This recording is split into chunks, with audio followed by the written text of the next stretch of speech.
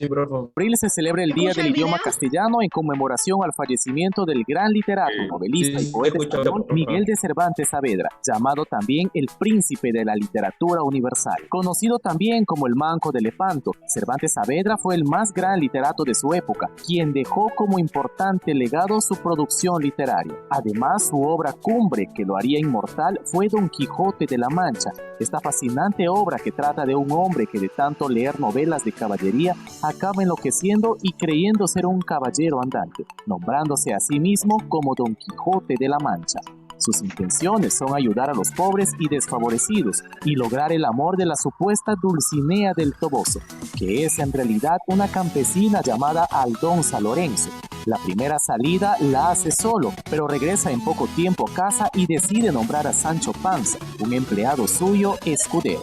Juntos realizan la segunda salida en la que viven más de una aventura, una extraordinaria lectura que te lleva por una vibrante historia de la época.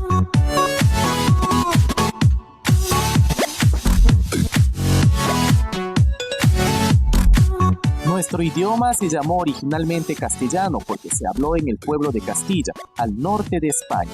Posteriormente, gracias a la importancia que adquirió Castilla con los reyes católicos, su área de influencia se extendió a toda España a comienzos del siglo XVI, por lo que pasó a llamarse español. El idioma español se extiende hoy por todo el planeta. Es la segunda lengua más hablada del mundo y la tercera más hablada en 400 millones de habitantes nativos. El castellano, tal como hoy lo conocemos, es fruto de un proceso de transformaciones de más de un milenio, que involucra a diversas lenguas de los habitantes de la península ibérica que se fueron modificando por influencia de los invasores romanos, godos y árabes hacia final del siglo XV.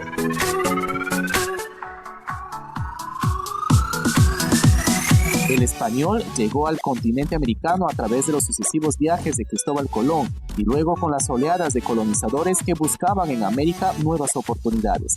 En su intento por comunicarse con los indígenas, recurrieron al uso de gestos y luego a intérpretes europeos o a indígenas cautivos.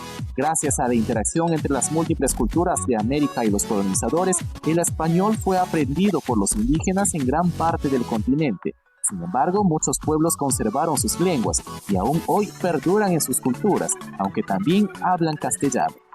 No es un misterio que hoy en día nuestra lengua nativa ha sufrido diversos atropellos en cuanto a escritura. El caso más sonante y vigente en las redes sociales. La falta de una buena ortografía muestra el déficit por el que pasan nuestros conocimientos. La falta de lectura y sobre todo el interés por mejorar es la causa principal de este mal. El castellano es uno de los más hermosos idiomas y ricos en palabras. Es nuestro deber hablarlo y escribirlo correctamente. Ya. Buenos días, maestro y compañeros todos. Hoy les vengo a presentar mi portafolio didáctico. El 10 de noviembre. El primer grito de independencia de la Villa de los Santos se conoce al hecho histórico ocurrido el 10 de noviembre del 1821 en Panamá, en la que ocurre un lanzamiento popular en contra del gobierno colonial español en la Villa de los Santos, en la provincia de Los Santos.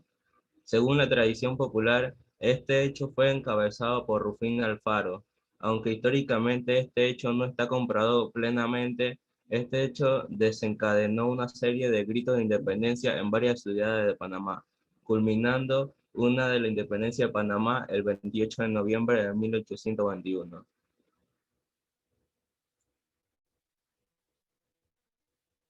Barbarismo. Los barbarismos son vicios del lenguaje que consisten en pronunciar o escribir mal ciertas palabras o emplear vocablos impropios por creer que tiene cierto significado en cuando en verdad su significado es otro. Ejemplo de barbarismo, hay compraste, por compraste, huevo, por huevo, la diferencia es la escritura. Los solecismos. Se llama solecismo un error en la estructura de la oración respecto a la concordancia, el régimen y la composición de sus partes. Este es un vicio sintaxis. Por ejemplo, le llevó un regalo. Lo correcto sería le llevé un regalo.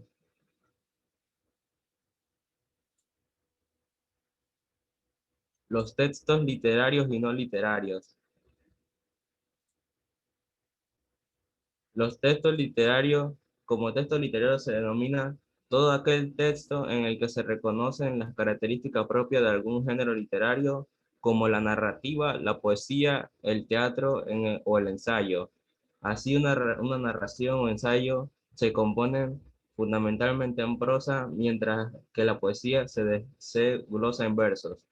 Por ejemplo, de texto literario está la novela, la poesía, cuento, leyenda, drama y ensayos literarios. Los textos no literarios. Un texto no literario es aquel que tiene una función referencial o informativa, una finalidad específica, posee una característica objetiva y hace un uso del lenguaje denotativo. Este tipo de texto no hace uso de recursos retóricos, lo cual son utilizados en los textos literarios para expresar la subjetividad del autor. Por ejemplo, la carta y la noticia. Un ejemplo claro de no literarios es la imagen, que da a entender información sobre una receta de comida de croquetas de quinoa y zanahoria. Muchas gracias.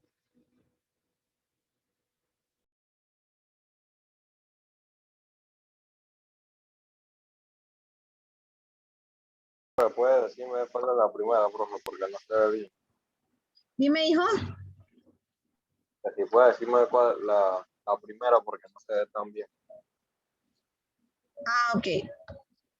Ya sé por qué. Porque recuerden que yo estaba compartiendo con ustedes un video y entonces ahora sí se ve. Ahora sí, ¿verdad, jóvenes? Sí, bro, profe. Ok, Pero para se ve como en 4K. clarito ya. Ok. Nosotros ayer habíamos visto el tema de lo que eran los actantes y he hecho un poquito hacia atrás para practicar nuevamente. Yo quiero que ustedes comprendan este tema. Cuando yo hablo de los actantes, ¿qué quiere decir esto? Las acciones principales, secundarias, demás, ¿de quién? Puede ser de un texto narrativo que pueden ser de personas, animales o cosas. Entonces, en los actantes yo voy a tener un sujeto, voy a tener un objeto, voy a tener un destinatario, como lo vemos en el ejemplo, ¿sí? Como lo vemos aquí en el ejemplo. Entonces tengo que tomar en cuenta que en los actantes me voy a encontrar con lo que es el sujeto, ¿verdad? Con lo que es el sujeto, con lo que es el objeto, el destinador, el destinatario, ayudante y oponente. Como habíamos visto en el ejemplo anterior, aquí vimos quién era el oponente, que era el dragón, el objeto, que era la princesa Lena y muchas riquezas, el destinador, los habitantes del pueblo, el sujeto, que era Camil, ¿sí? Y el escudero, que era el ayudante. ¿Sí me escucho bien, jóvenes? ¿Sí? Sí, profe. Ok. Y Camil, ante el rey Utón, es el destinatario, ¿ven? Entonces, ahora bien, explica la diferencia entre un actante sujeto y un actante objeto. Un actante sujeto genera la acción y un actante objeto es el propósito que busca el sujeto. Ahora miren, tenemos aquí un pequeño texto y dice lo siguiente. El gato valor. Gustavo quería un gato. Desde niño lo había querido, pero ya era un adolescente y le daba algo de vergüenza participar en aquel concurso. La profesora Felicita había anunciado que regalaría un gatito todavía bebé a quien escribiera un cuento sobre el tema los gatos, maravillosas mascotas. Alfonsina, una de sus mejores amigas, lo animó a participar. Eres muy bueno escribiendo, seguro ganarás, le dijo. En cambio, Felipe, su hermano mayor, le recomendó que no se metieran en eso, porque Isaías y Jacobo aprovecharían para burlarse de él y maltratarlo. No puedo defenderte de esos idiotas, son revoltosos y siempre andan rodeados con sus pandillas, le advirtió. Luego de mucho pensarlo, Gustavo decidió escribir un cuento sobre un gato llamado Valor, que tenía la cualidad de inspirar valentía y arrojó a los humanos a su alrededor. El cuento de Gustavo fue el ganador y cuando la profesora lo puso en sus manos, el gatito, claro, ya tenía nombre, era el gato Valor. Jóvenes, ¿se ve? Sí, profe. En esta página se ve fácil porque ya usted lo tiene plasmado, pero ahora mire aquí. Aquí usted tiene que determinar cuál es el objeto, ¿ve? Entonces aquí donde vamos a analizar. ¿El sujeto cuál es? Gustavo. ¿El objeto cuál es? El gato. ¿El destinatario quién es? El deseo de Gustavo de tener una mascota. ¿Y el destinatario quién era? La profesora Felicita, repito. El sujeto era Gustavo. ¿El objeto quién era? El gato. El destinador es el deseo de Gustavo de tener una mascota. Y el destinatario es la profesora Felicita. La ayudante es Alfonsina y los oponentes es el ser humano. Por eso que yo les decía a ustedes que tenemos que aprendernos esta parte. Porque tenemos que practicar, porque nos va a aparecer un texto donde usted tiene que reconocer cuáles son los actantes. ¿Ok? ¿Ven? ¿Sabían ustedes que esto se llamaba así? Actantes, ya lo saben. ¿Ven? Todos los días aprendemos algo nuevo. ¿Ya copiaron? Aarón, ¿estás copiando, papá? ¿Sí? Adrián. Sí, profe, ya lo No terminé de copiar, profe. Ok. Ajá. Vamos ahora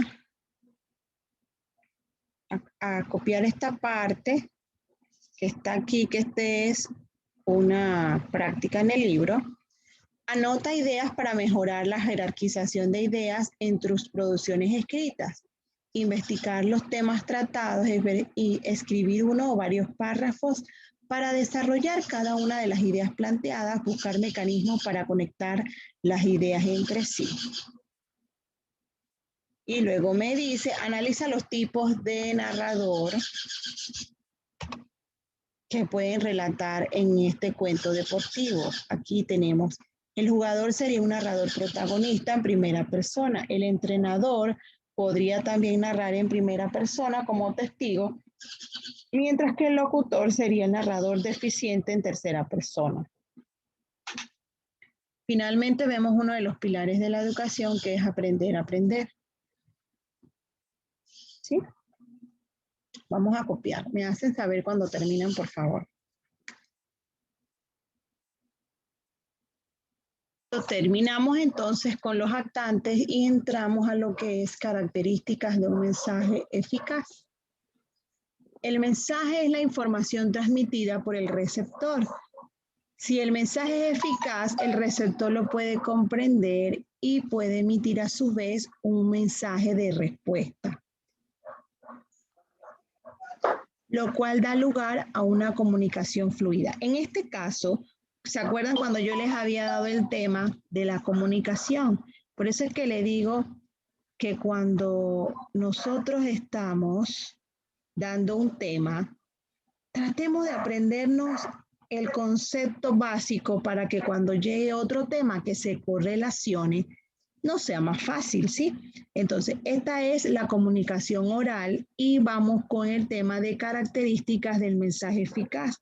Este tema se correlaciona con los elementos de la comunicación. En este caso, yo estoy dando mi clase de español. Yo soy el emisor, ustedes son el receptor. Entonces, el mensaje tiene que ser claro, ¿sí? Hay algunas características que debe tener ese mensaje. ¿Cómo puede ser? Claro, propio, adecuado, sencillo, preciso, moderno, positivo, correcto y creativo. Yo me tengo que expresar de una manera clara. Expresa un mensaje accesible y fácil de comprender. Por eso es que yo siempre trato de buscar ejemplos de la vida cotidiana para que usted me pueda comprender, para que usted, que es el receptor, recepte mejor. Propio y adecuado. Siempre dirigirme hacia ustedes con un adecuado vocabulario o en este caso un lenguaje adecuado, ¿sí? Sencillo, comunica las ideas de manera directa, sin giros innecesarios ni palabras rebuscadas. Preciso, utiliza palabras y expresiones con el significado exacto posible. Moderno, utiliza términos y expresiones actuales. Positivo, usa expresiones y términos positivos, ¿sí? Es mejor decir, tengo una opinión distinta antes que decir, usted no tiene razón, ¿ve? Esta parte aquí, positivo. Voy a traerles un tema a colación aquí, muy importante. Cuando una persona no está de acuerdo con usted, usted nunca le puede decir, estás equivocado. No. Decirle a una persona, estás equivocado, o eso es como decirle despectivamente, como decirle, eres un bruto. Ok, para hacerlo en uso de la vida cotidiana, escuche bien, uno nunca le dice a una persona, estás equivocado. No. Es mejor decirle, creo que no tengo tu opinión, no comparto tu opinión, pero nunca se le dice a una persona, estás equivocado, eso no es así. No, ese es un término despectivo. Ahora bien, bruto tampoco. Uno nunca le puede decir a una persona bruto porque nadie es bruto.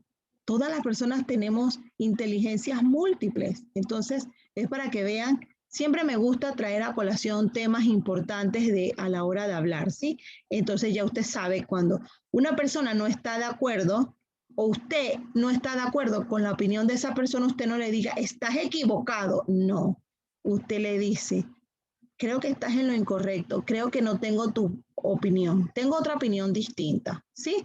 Y tampoco se le dice, no tienes la razón, no, ¿sí? Para que sepa. Formula el mensaje según las normas del lenguaje y es creativo porque se construye de manera original y atractiva. Ahora bien, vamos a explicar qué es un mensaje eficaz. Un mensaje eficaz es un texto comunicado ¿por quién? Por un emisor. ¿A quién? A un receptor. Y últimamente él debe comprender el mensaje y estar en la capacidad de responderlo. Vamos a leer este breve texto. En septiembre y octubre de cada año es frecuente observar diferentes especies de aves que llegan o pasan por Centro y Suramérica. De febrero a mayo estas especies vuelven del sur hacia el norte. La velocidad de vuelo de las aves migratorias suele ser más elevada. Las golondrinas vuelan a 60 kilómetros por hora. Hay patos que alcanzan los 80 kilómetros por hora y los vencejos se desplazan a 110 kilómetros por hora. Determina si el texto anterior transmite un mensaje eficaz. Sustenta es que lo debo explicar. La redacción sí es sencilla, con oraciones cortas, y el mensaje sí es claro y es preciso, y basado en datos científicos y numéricos. Un mensaje escrito con un lenguaje moderno contribuye a una comunicación eficaz. ¿Por qué? Porque emplea vocablos conocidos en la actualidad. El carácter creativo hace el mensaje más atractivo para los interlocutores. Jóvenes, ¿está corroborando respuestas? ¿Se ve que estoy compartiendo pantalla? Sí, profe.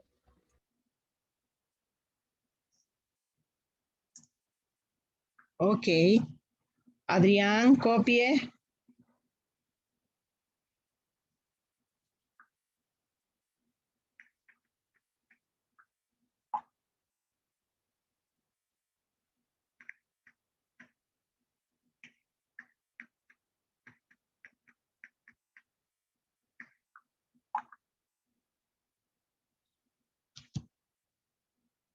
Aarón.